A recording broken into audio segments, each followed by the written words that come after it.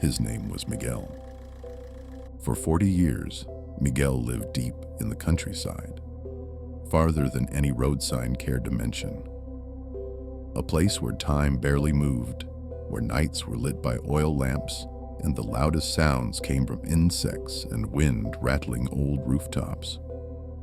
When he decided to leave for the big city, it wasn't ambition that pushed him forward. It was exhaustion. Exhaustion from surviving without opportunities, from burying people too young, from feeling his life slowly disappear, along with that forgotten place.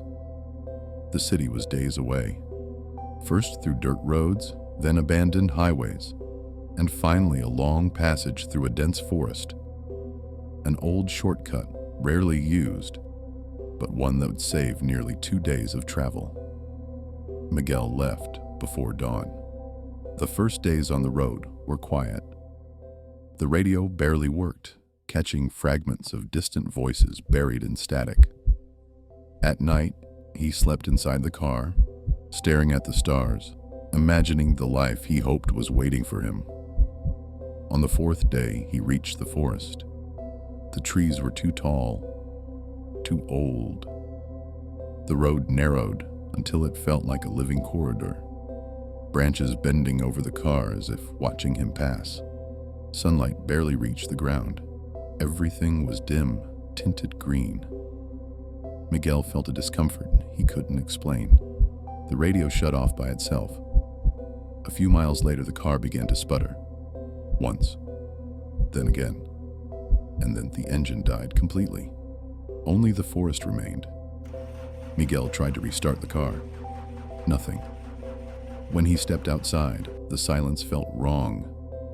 Not the natural quiet of nature, but an attentive silence, as if everything was waiting.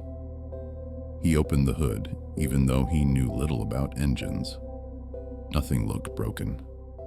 But when he turned back toward the car, a chill ran down his spine. The driver's door was open. He was certain he had closed it. Then came the sound. Footsteps, slow, dragging. They didn't come from one direction. Every time Miguel tried to locate them, they seemed to move. "Is someone there?" he called out, his voice trembling. The forest answered with a dry snap of a branch, and then something worse. A whisper, too low to understand, too close to ignore. Miguel rushed back into the car and locked the doors.